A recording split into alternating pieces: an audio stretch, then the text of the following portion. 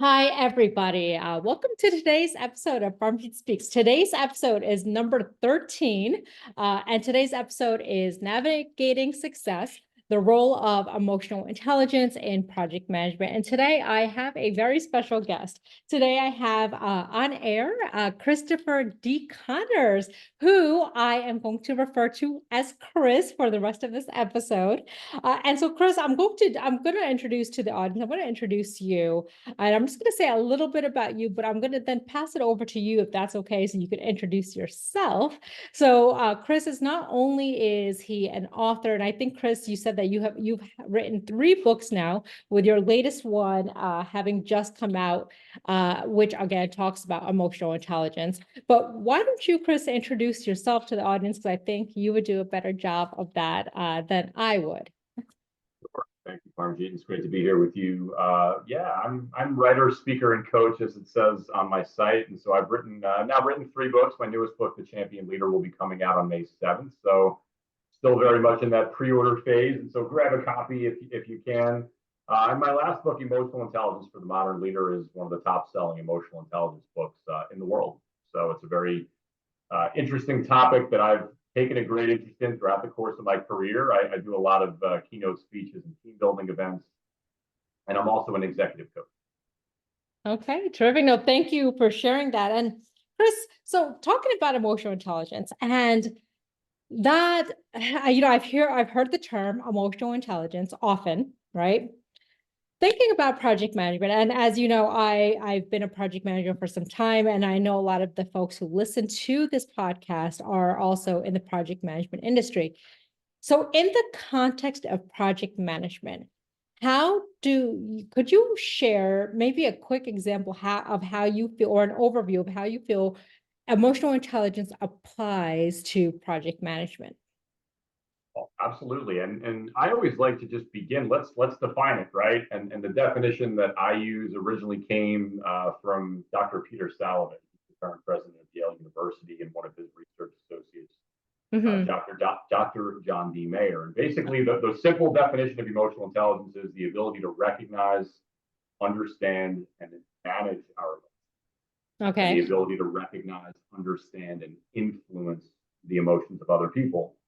And really from there, so when we think about emotional intelligence, what are we really talking about? Self-awareness, self-management, or how we self-regulate our emotions, empathy, Mm-hmm. social skills, and motivation. And when I think of project management, I use my own term. I call it connecting the cord. And I think all 4 of these things directly apply to project management. So the C being how we communicate. Think Yeah. about it. Your make or break success as a project manager is about how well you are able to communicate. And I like to say both in terms of quality Yeah. and in terms of frequency. You have to be a consistent and frequent communicator. The O being opportunities, how you're able to innovate, how you're able to identify the opportunities in front of you, and also to identify threats, I suppose you'd say as well. How do you build relationships? We all know that it's not just about the work that you're necessarily doing directly with your team, how you're working cross-functionally. It's how you're Mm-hmm. building relationships all throughout an organization or even outside of an organization, keeping people apprised of what's going on and how you make decisions. One of the biggest skills of great project managers is about the ability to be decisive. It's making tough decisions, and that's part of the reason that you're put in that role. And so I think a lot of it comes back to those 4 things, and that ability to communicate is really what kind of tips things off.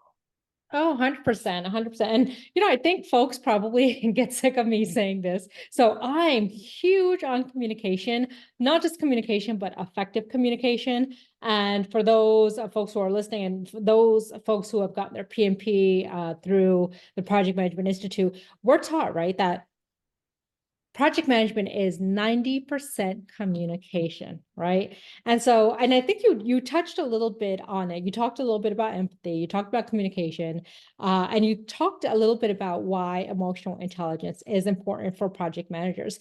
But what else could you add to that, Chris? Like, why else is emotional intelligence important for project managers specifically, and how can having that emotional intelligence contribute to the success of a project? I think when you're ultimately asking people to get work done and you're Yeah. directing and leading a significant endeavor, you need to have the relationship, right? And it's so much for me with EQ comes back to being able to effectively communicate, which in turn impacts relationships. It's just a lot harder, and I see this on a daily basis in coaching folks or working with teams and helping culture the culture of teams is that even if you have a group of high performing individuals, what makes the difference between high performing individuals and high performing team Mm-hmm. is that ability to connect. It's that like that connection, and that's so much of what I think it comes back to. It's the art and nuance of how we communicate. So when we think about emotional intelligence, it's how we empathize. What is empathy? It's the ability to give our undivided and fully devoted attention to listening to someone, to Yeah. understanding someone's needs. But empathy is a lot more than just that. It's showing that we care. I use this Theodore Roosevelt quote all the time. People don't care how much you know until they know how much you care. It's a corny quote, maybe to some, but it establishes the essence to me of what empathy is about. It is impossible to really build relationships, to really motivate and drive others to perform at a high level if they're feeling that everything that you're doing is transactional. To Yeah. be Yeah. transformational is to lead with empathy. And I think it's the art and nuance of social skill. I use a word a lot in the client with clients that I use. I call it both humanizing the relationship, but it's how we individualize. So we are going to treat everybody, Yeah. regardless of who they are, with respect, integrity, honesty, dignity, kindness, courtesy, all of those basic values, no matter who we're dealing with. Always going to treat everyone with values in that. But we individualize, we tailor the way that we communicate to each person. Mm-hmm. That's how we build relationships, like to really drive large work streams to get done. It is about establishing, humanizing that connection up front, going out of your way to really get to know people on a personal level. And coming from a project management background originally myself, a lot of my business and professional career was in the management consulting sector. I'm still an active PMP myself, and so I found that what made or broke success was that ability to deeply connect with people. And sometimes that begins with small talk, but from there, I always like to get people to know people insofar as how willing they are to let us in, or how willing I am to let them into my own life. I want to establish a connection that is deeper and is real and goes beyond just maybe talking about. Yeah, no, couldn't agree more. And I absolutely love that. And there's that saying, right? And I cannot remember who said it, but folks don't remember what you said, but they always remember how you made them feel, right? And I think part of individuals letting us in is they have to also trust us, right? And so we have to make sure that they feel that they could trust you. And so you also mentioned that again, we're going back to empathy and going also talking a little bit about self-awareness, Chris. So if you were to give advice to project managers who may not understand, so some then this might my opinion might be controversial. Some folks say that empathy is something that you're born with. Either you have it or you don't, right? And I don't know if I completely agree with that. I also think empathy can be taught. I think maybe some individuals are not familiar with what it means to exercise empathy. So for individuals, for project managers specifically, who maybe want to increase their self-awareness, who want to increase their level of empathy, what are some things that you would maybe encourage them to do or to act upon to increase that self-awareness and that empathy? I'll explain this in the way that my oldest son's first pediatrician would say. He would always say, short answer, long answer, whenever we would ask him. Okay.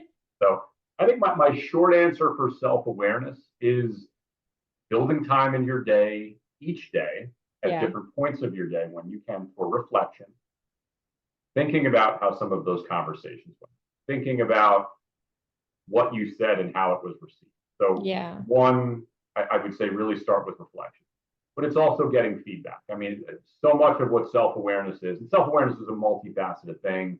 A lot of it is our values, our beliefs, our strengths. It's kind of that game plan of character, the things that make us who we are. But a lot of it comes back to reflection. It's how we perceive others to receive us. And it's also getting feedback and kind of putting together that and putting that whole picture together that informs us of who we are and kind of how we're showing up. I used Yeah. to work a woman that I used to coach years ago. Her name, she was a marketing director. She used to always say, how I show up is how they show. In other words, the energy that we bring, just all the pieces of us that we bring into each interaction have such a significant impact on others. And they also impact how that person's energy and how they show up back to us. And I think for empathy, it really is. It's just, honestly, giving someone your undivided attention. Absolutely. Yeah, absolutely. Listening, giving them your undivided attention. But the tougher thing I think for me, the longer answer to empathy is then someone said, how do you get someone to care?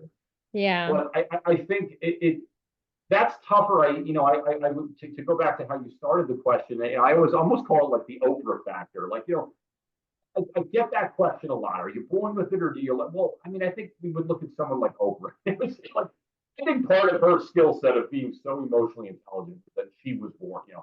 Someone like she who is so exceptionally talented. I think some people are born with it. What I love about emotional intelligence and what one of the reasons that ultimately it's become my career, in terms of writing books and educating others on it is an equal opportunity. Every Absolutely. one of us can become more self-aware. Every one of us can become a better communicator, can become better at building relationships, can become more self-motivated, and become a better listener. I think if we understand that by caring for other people, it genuinely makes their lives better. I mean, even saying that, I get the chills because I do the Yeah. work that I do because I want to help other people and I want to make a difference in people's lives. And so for me, I think the longer answer to empathy is to genuinely care for other people or to care, to give, or to help, as I always like to say, without the expectation of anything in return. That's an altruistic mindset. That is meaning that we genuinely want to help and be kind and give things to other people to make their lives better. And the hope is that perhaps that will be returned, but even if it isn't, it's going to make our environment, it's going to make the culture, it's going to make our team, it's going to make the success of a project better because people feel like, hey, this person's not just transactional. They're genuinely behaving and acting and saying things in accordance with values, in accordance with things that I can respect. And the Maya Angelou quote is, which is what you were referencing before. So people will forget what you said, people will forget what you did, but people will never ever forget the way that you made them feel. And I think that that is at the heart of empathy and emotional intelligence, and the secret sauce is in figuring out. And as I said before, it's individualizing your approach with each person, Yeah. with each group of how can I genuinely act with care and concern for their welfare and well-being. And that to me is a lot of what empathy is about. And I genuinely believe that all of us can learn how to do that. It is a skill that everyone, I really do believe, can get better at, to different degrees. Yeah, no, I couldn't agree more. And I think it's so important that you mentioned, right, not to be transactional, right? And kindness is, it's so important to, number one, treat to in our interactions to interact with kindness, but to do so without the expectation of receiving something in return, a repayment for our kindness, if you will. And one of the things, and Chris, I don't know if you would agree with me here, something that I learned or that I practice is I really do try to put myself in other people's shoes. Right. In any given situation. I wouldn't say I'm the best at it, right? Because I'm human after all, and I'm still a work in progress. But I think for me, that is the best way to maybe learn empathy, possibly, is, putting myself in another person's shoes, putting myself in another person's situation, right? And really understanding, well, if I was in this situation, how would I have reacted, or what would I have said, and how would it have made me feel? And if it would have made me feel bad, then how can I not have empathy for somebody else in a similar situation? Completely agree. And how you said it was perfect. It's the most common way that I have found when I'm speaking to an audience, when I'm working with people. It's what we think of when we think of empathy. It's putting ourselves in someone else's shoes, as the Yeah, saying goes. And empathy can be, that we're, like you said, that's human. It's normal. And I think it's great to be able to take that back and say, what if I was in the same situation? How would yeah, I feel, or how would I handle this? And we can think of that in a million different times, right? In terms of different yeah, emotions that we would feel. Um, but I also think too, it's part of what empathy is perspective taking too, which is yeah, again, kind of putting ourselves. Sometimes we're taking on the emotions of other people. So what do you mean? And that's not healthy. And I think it depends, right? I mean, we think of tragedy or loss or grief, and that sometimes someone says that something happened. I'm dealing with a family emergency right now. My mother is sick, and I'm not.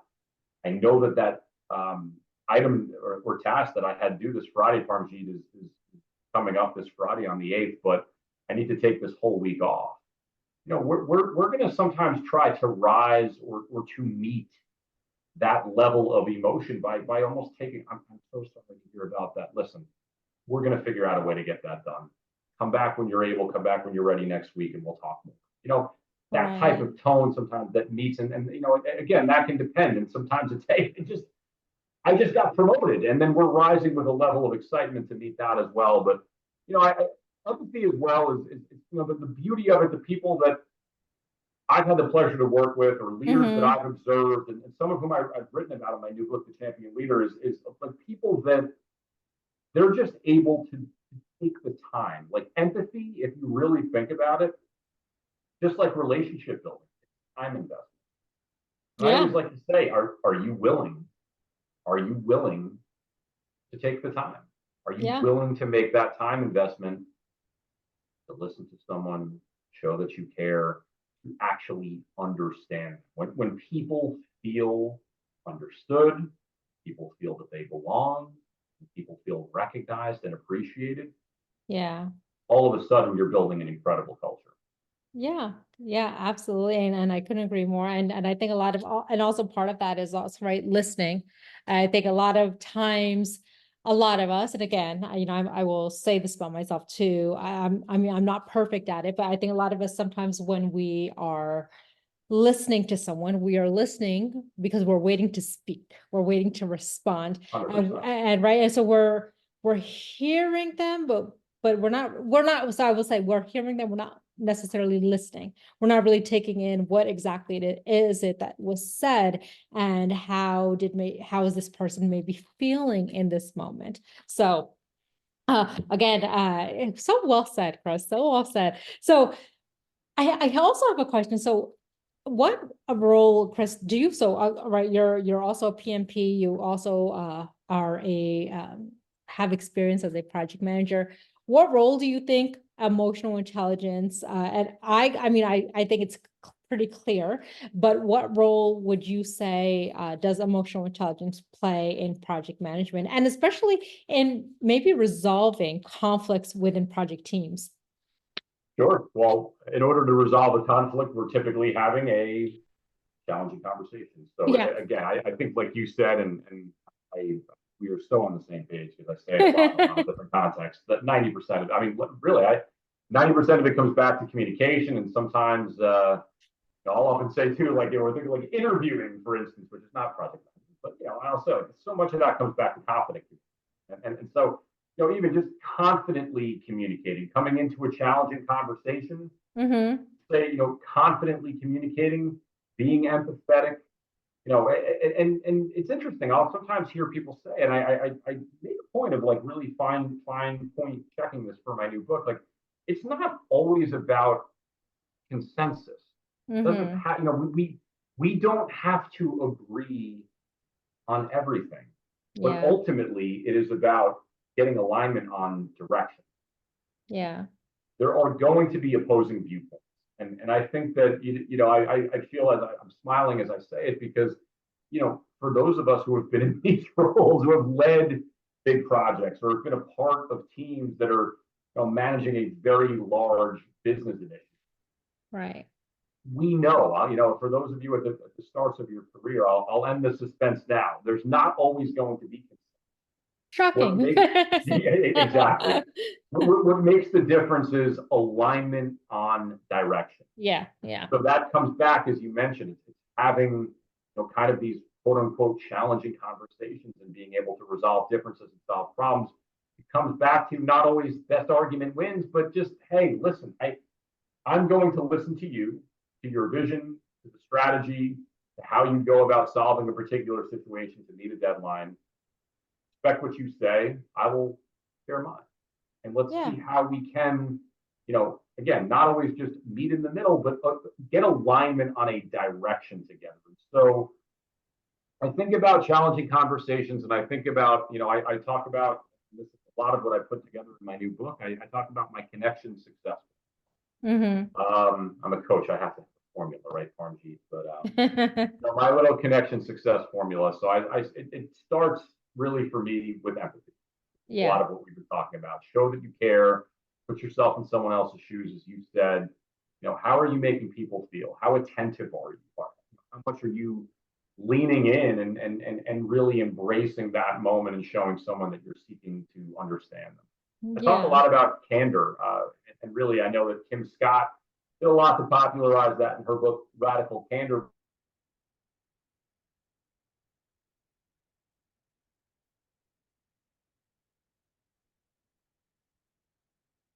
Chris, are you there? Chris, I think you're saying, listen, sorry. No, I was going to say, I think your internet cut out for just a moment. So we lost just the last maybe 20 seconds of what you were saying. So if you wouldn't mind repeating yourself. Oh no, I'm sorry about that. So yeah, I would just say, so you start with empathy, and number two for me in my little connection success formula is candor. Yeah. Leading without ego, communicating without ego, without airs, just trying to get to the bottom line brass tacks of letting people know it's not about me, it's not about you, it's about the results. It's about us going forward together to try to achieve and succeed. And then authenticity and assertiveness. Just show up as yourself. I think we can all get lost sometimes in thinking that we need to show ourselves to be someone that we're not. Why? Yeah. Maybe it's to flex muscle to make ourselves bigger than we need to be, or to try to think that, well, so-and-so behaved or acted or said or whatever this way, and so we have to be that way. And I think just show up as yourself. It's a lot easier. I think you show up more confidently that way. And then being assertive, I think what ultimately, can be undervalued at times is that ability to be direct. Yeah. It's that willingness to stand up for what you believe in. It's that willingness to assert yourself, to make certain points, to maybe defend or back someone else up, to defend your team, to defend the project that you're working on, but being willing to be more direct. And I think that when you are empathetic, candid, and authentic, you have earned that right to be assertive and to be direct and to take the initiative instead of just waiting for it to come to you. So I think empathy, candor, authenticity, and assertiveness are huge qualities to have when you're looking to have more challenging conversations and when you're looking to resolve conflict. Yeah, I again, so I absolutely agree. And I think, so I had an experience previously, and I've mentioned this once or twice on some past podcast episodes, in which I was a former government contractor, and there was an individual who I didn't necessarily get along with. I will just say that I didn't necessarily get along with this individual. And a lot of it stemmed from, I just thought this individual, I do my best to be kind almost in all situations. And I felt that this individual, for whatever reason, I don't know, I don't want to assume that they were threatened by me, or I don't know what the situation was, but this individual wasn't always kind to me. And I felt almost always used any opportunity to maybe be attack me. I would actually use that word, to attack me. And anyway, there was a day where this individual and I had gotten into an altercation, and she raised her voice at me. And I don't think anyone takes well, right? As someone raising their voice at them. And again, I don't speak to people that way. And so I was really taken aback. I was extremely taken aback, especially because we were at a client's site. And so for me, I try to approach things with extreme professionalism. And for me, I was taken aback that number one, you individual would speak to me this way, but number two, you would speak to me this way at a client site, and loud enough for, the client to potentially overhear. And so I said to this individual, I said, I need you to lower your voice and let's go into a conference room. If you want to have a conversation with me, let's go into a conference room. But again, I said, and I was assertive, but I think I could have personally, as I reflect back on that moment, and I've reflected back on this moment several times, I think that I could have used maybe a little bit more emotional intelligence. And I could have put myself in her shoes and thought, you know what, maybe she's had a bad day. And maybe that is why she's speaking to me the way she is. Or maybe, and again, this is not to say that someone's bad experiences or their bad home life is an excuse, right, to talk to others in an unkind way. But this is just my way of saying that maybe I could have practiced a little bit more empathy, right, and all those things that make up emotional intelligence, to maybe had a different type of conversation or approached her differently. Um, and so Chris, so I do have just a really, and I hate to kind of jump ship, but I do have another question. So kind of related to this example that I just gave. So how do you think project managers can use emotional intelligence to make better decisions in high pressure situations? Not saying a situation like the one that I just described, but in a high pressure situation, how can maybe PMs use emotional intelligence to make better decisions? Yeah, I'll start just by saying I think it's understanding both the big picture and the ground level details, or Yeah. we hear all the time, the strategic and the tactical. I think in a moment like that, that's high stress situation, you're wanting to, well, hold on a second. Yeah. Let's step back. Let's actually, again, I think we keep coming back to a degree reflection, right? But it's being able to step back and see the big picture. Like, where are we on the project timeline? Where are we in the process? But let's look at things from the big picture. How are we from a time, quality, cost standpoint? All things of that nature. Being able to understand how, what decision are we talking about? So on a tactical level, let's break things down. I just think that being able to look at the scope of that situation in clear terms Mm-hmm. and to approach it. And I think a lot of that is it's to me, it's an emotionally intelligent approach, because you're trying to align on direction with someone else Yeah. by going about things in a completely factual, open, clear, transparent way. Yeah. And it's looking at the big picture and saying, where are we? Are we on track? What do we need? One of the Mm-hmm. biggest things, and I think my best way to probably answer this question in the end is I talk about this all the time when it comes to emotional intelligence. Both the self-awareness piece, and it's also, there's elements of empathy in there. It's needs and wants. Yeah. What do we need right now? What do we want right now? And I think the more that we can kind of understand that, enables us to be able to say, well, what's in our control, and then what can we influence. Yeah. So I think laying out the cards, looking at the big picture, understanding the full scope of what needs to get done, but doing so in a very unbiased and objective way that brings everyone together, creates mutual understanding, kind of separates fact from fiction, I think is a very solid way. And a lot of that's going to depend on time. Let's face it.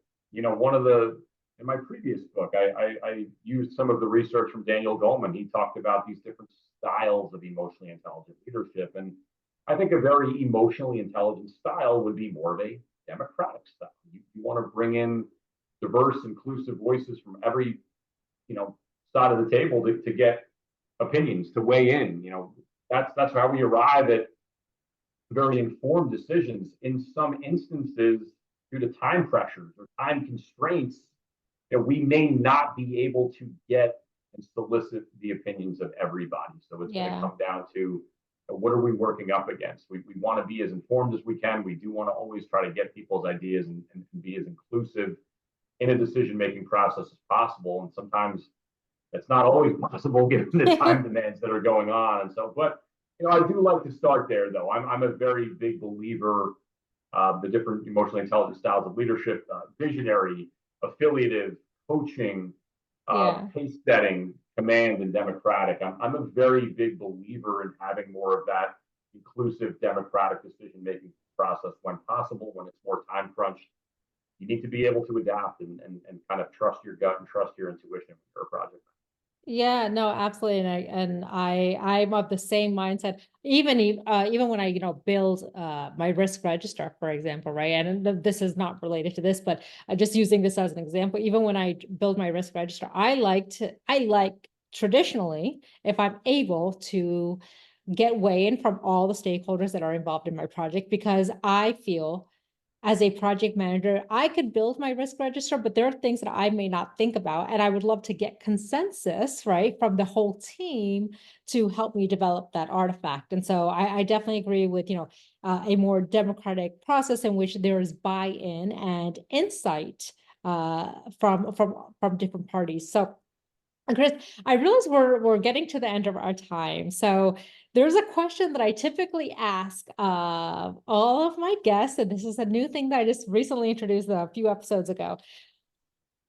I know what you do now, right? Obviously, you have your books and you have your project management background, and you're an entrepreneur, a very successful entrepreneur.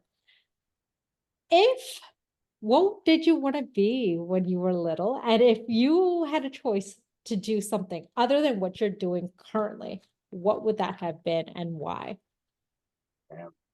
That's actually an easy answer for me because it's something I've thought about many times. So I know we were talking. We both grew up in the New York City area. I'm a diehard Yankees fan, so I wanted to Oh play no, center. Chris, if I'd Were known you a that, Met fan? yeah. Oh my God, are you? I never would have agreed to come on here if you said that to And I me. would have never invited you.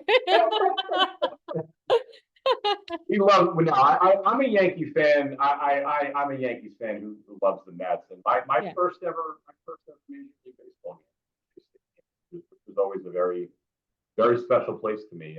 yeah. Growing up on Long Island and being so close to Shea, I went to many games there. I wish the Mets no ill. I'm totally kidding. But no, I Likewise, wanted likewise. to be a professional athlete. I wanted to. I played basketball in college, but would have loved to have somehow miraculously. I think for me that was always it, and it's so cool now. I have my children are 9.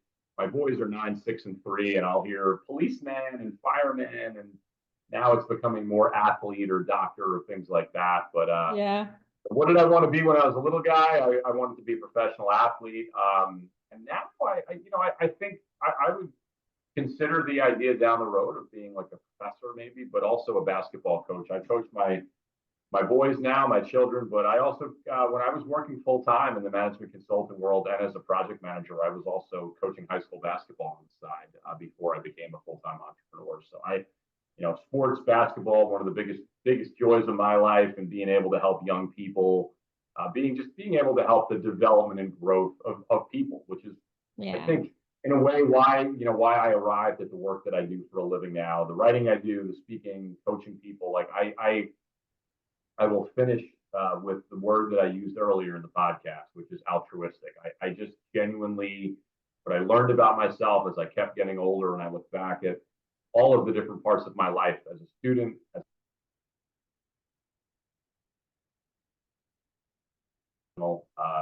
a family member, of having great parents and brothers, and now having a family of my own. It's wanting to genuinely help other people, altruistically wanting to make other people's lives better. I love that. I love that. And I think that I think that it's great that you didn't go down that path necessarily. You are still doing that, right, to some degree, with coaching your children, and I think that's exactly what you're doing now. You're helping other individuals, and I think you are not only are you, I think, a great entrepreneur and a great guest. I think you are a great addition to just society as a whole. So thank you so very much, Chris, for being on this podcast today. And I think our viewers are going to get a lot of value from this episode. So thank you. I'm honored. Thank you for having me, Parmjit. Of course. Bye.